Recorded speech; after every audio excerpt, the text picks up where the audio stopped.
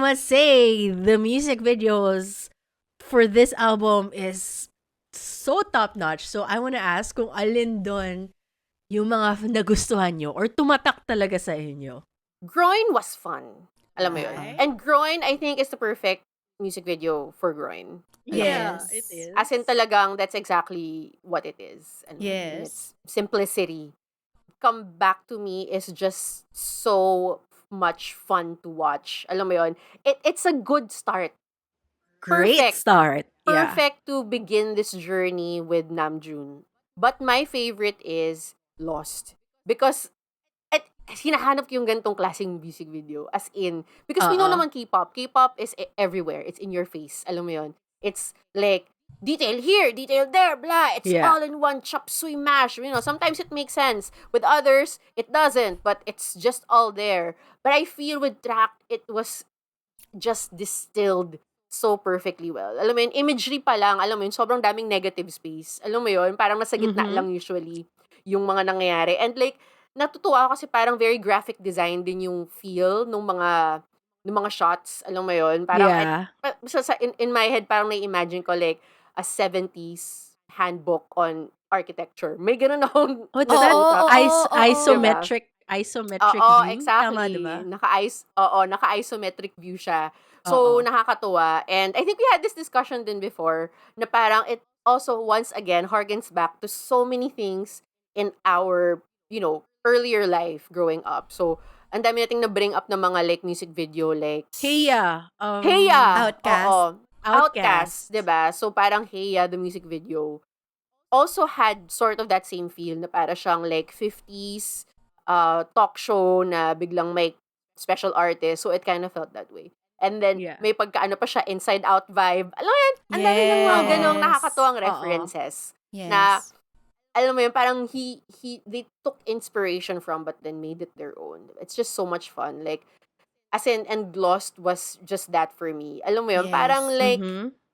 it's so simple, but it's also so rich in how it Yes. was shown. And it Agreed. is just parang, kung may perfect music video for a song, I think yung music video is really outshone the song for me. Alam mo Yes. yan? But it made Correct. it even more delectable.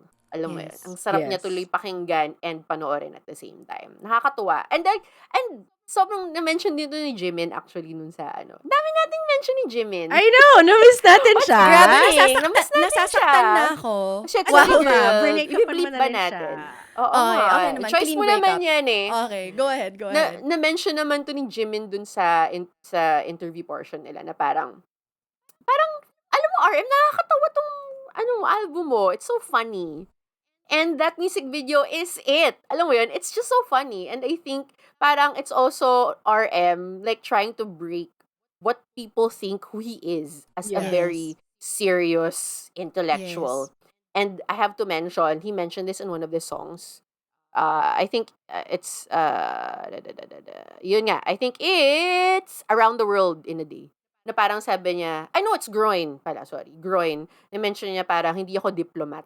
Alam mo yun, parang like fuck that. Groin. I mean, fuck responsibility and shit. I mean, people always see him as the diplomat Yes. within BTS, with BTS and HYBE, with BTS and the media, with BTS everyone else, and then as a diplomat for South Korea to the world. Correct. Alam mo yun? Oo.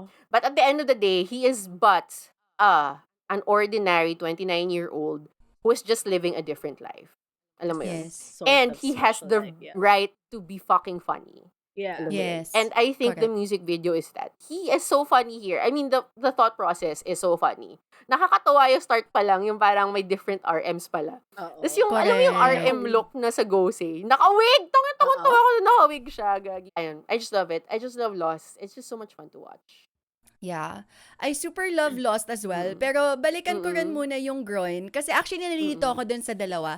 Sobrang love ko yung Groin kasi sobrang niyang, yun nga, yung sinabi ni Jimin, hip-hop! Ganon. As in, ganon na ganon din yung MV niya. As in, actually, the first thing that actually 4x3 yung Oo, frame correct. ratio, gano'n. Correct. Oo. sobrang ganda nung mga shots, yung parang naka-mirror siya, tas kalahati ng Oo. screen Yeah, mirror, kalahati yung oo. nakita mo yung state. sobrang, ang talino Yeah. pa rin eh. Pero actually, Yes. as like, sobrang, ang naalala ko dun, yung sa Lonely Island sa SNL, di ba ganun lagi yung mga rap nila sa harap ng street, ng bahay? Oo. Hip-hop to, hip-hop! Parang ganun yung feeling ko. Yes! Sobrang, Oo.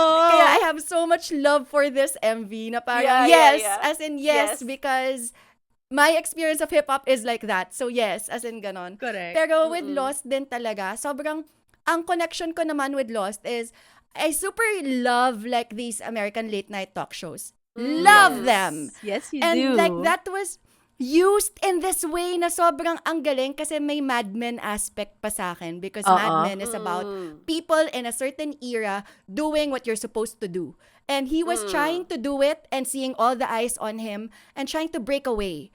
And like trying to do things and then somebody would just ilalaklak niya yung isang buong ng tubig. Yung I ganon, love yung that. parang, Oo. yung mga pag-breakaway dun sa mga typical things nga na parang ang talino lang din ng pagkakagawa because it was so perfectly set in that era where everybody was just expected to do one thing and we know that was everybody's expectations on him. And yet he was trying to break away and yet tinry niyang mag-break away pero hindi pa rin kaya. Kaya ang sakit niya na nakakatawa na everything is there. Exactly. Yeah. It's so, and that's what comedy is, diba? So, kaya ewan ko, I really have a special, it has a special place in my heart. Like, Come Back to Me, yung first, tama ba yung title na Yes, Come sinasabi ko? Back to Me was the first release. That was like, ako kasi parang medyo napagod na ako sa singing Namjoon, yung parang spoken poetry singing niya. Oo. Parang medyo mas, for some reason, yun yung mas lumitaw sa akin than the imagery. So sa Lost, it was the perfect marriage of the song and the visuals. So I guess, Yes. sige. Yun na nga yung mas gusto ko kaysa sa Groin. Okay. Lost. I love it na ngayon ka rin nag-decide. Oo, ngayon Thank lang. you for No, pero processing with us. I feel like, hindi naman sa kailangan ko mag-decide. Pero when Groin came out, in fairness, despite its simplicity, and to think, mahilig ako sa, syempre, visual person ako. Alam mo yun, kailangan malaman, meaty. But its simplicity is just so spot on. And gusto ko lang din i-mention when you said na it's the perfect visual for the song. There's something about some of the rap songs and some of the songs kasi napaka-British rap. Naka-British hip-hop. Very distinct ng British hip-hop sa American. So, with just that, in Groin, I feel it was very, very British yung dating sa akin. Tapos, yung outfit pa niya, naka-Adidas tracksuit. Correct. Na napaka-Mel C. I mean, sino pa ba isipin natin? Para siyang Mel si... C. What's the name of that guy? Yung Sporty yung ex Spice? ni Katy Perry. What's his name? John Di ba Mayer. meron siyang alter ego? Di ba may alter ego John siya? Mayer. Hindi. Si John Mayer. Yung mahabang hair. Yung kamukha ni Oo. Tarek. Yung friend natin na si Tarek. Yung si Atayat. Shout yung... out. Anong pangalan nun? Di ba meron siyang si Yung Ali G? kulot-kulot? Di ba? May alter Ali G. ego siya si Oo, Ali Ali G.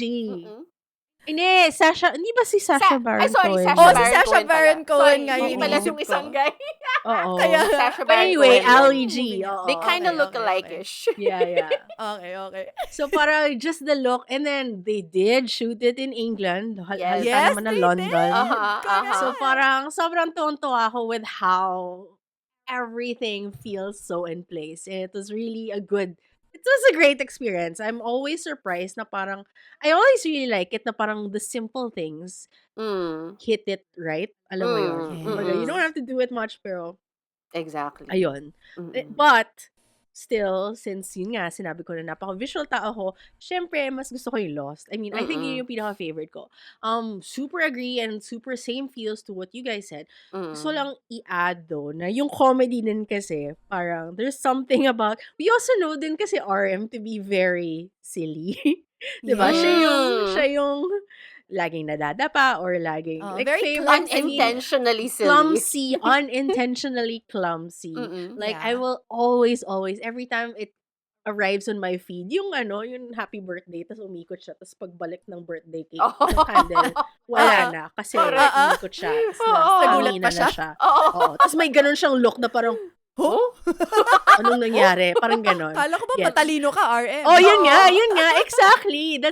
I always love watching that over and over kasi, alam Mm. mo, matalino siya, pero ang silly niya, ang clumsy Mm. niya, parang, Mm. ano yun?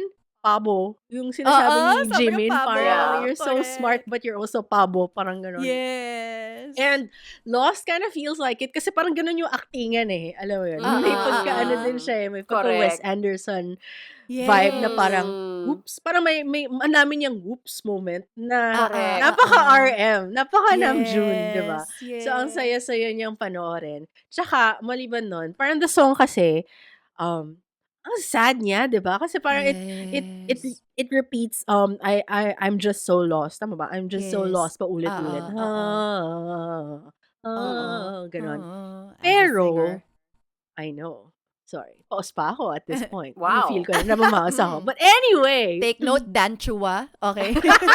May galit pa rin. Anyway, kahit na ang sad niya and obviously yung action dun sa music video ay lost siya. Paikot-ikot siya sa different rooms, sa different mazes of things. And it starts with that nice set piece na maze, di ba? Na Yes. naka-isometric din. Perfect. Mm. Pero kahit na the song, tama ba yung pagkaintindi ko? Hindi ko kasi siya masyado pang nilalaliman yung lyric search. Parang the song kasi, parang may onting acceptance din kasi siya towards the end. Na kahit na I'm lost, it's okay. Parang I accept. May acceptance aspect towards that feeling of being lost. Parang, kumbaga, parang meron siyang, it's part of the journey. So, even Yes. though lost siya, yun nga, going around the maze, because it still feels fun, Yes. parang hindi siya as, hindi ko nga alam kung mas masakit kasi para siyang fake fun. Pero Gets. pwede rin kasi siyang positive, alam mo yun? Oo. Na parang you can Oo. keep on going and like just do something out of this situation and just keep going. Parang it can go both Yeah. way. I guess depende na Yeah. lang sa mood mo when you watch it. I mean, just like his songs, Yeah. diba? You can Yeah. interpret them talaga depending on your state of mind eh. Which is why I love this album so much.